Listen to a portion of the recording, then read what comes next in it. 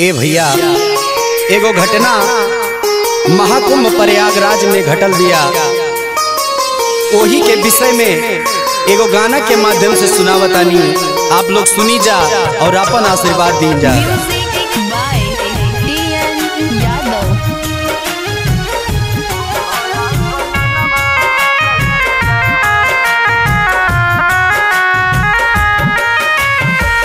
ले लेहला भगवन काहे जनमा हो,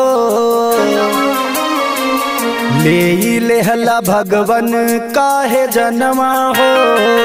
कुंभ आसन नमा गइल रहले, ले लेहला भगवन काहे जनमा हो। कुंभ आसन नमा गइल रहले, आस रहे करब आसन नमा हो। आस रहे करब आसन नमा हो। कुंभ आसन नमा गइल रहले, ले लेहला भगवन काहे जनमा हो। कुंभ आसन नमा गइल रहले।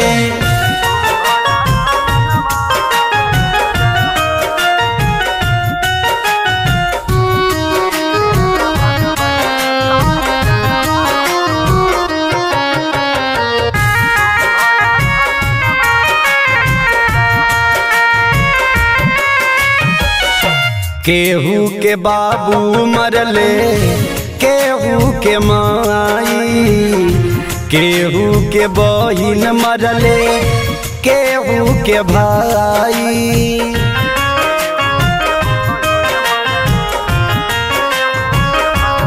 हाँ हाँ, केहू के बाबू मरले, केहू के माई, केहू के बहिन मरले, केहू के भाई।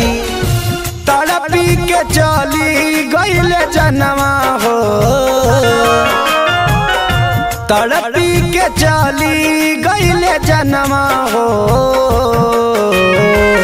कुंभ आसन नमा गइल रहले, ले लेहला भगवन काहे जनमा हो।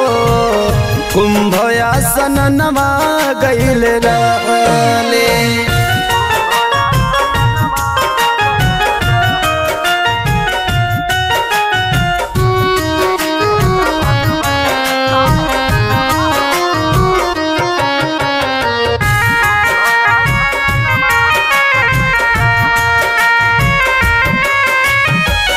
संगम में भइल बाटे भारी भागदार हो।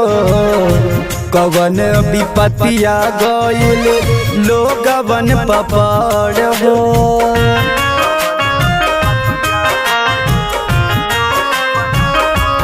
हाँ हाँ, संगम में भइल बाटे भारी भागदार हो। कवन विपतिया गइल लोगवन पपार हो। तियन लहरी टूटल यार मनवा हो। तियन लहरी टूटल यार मनवा हो।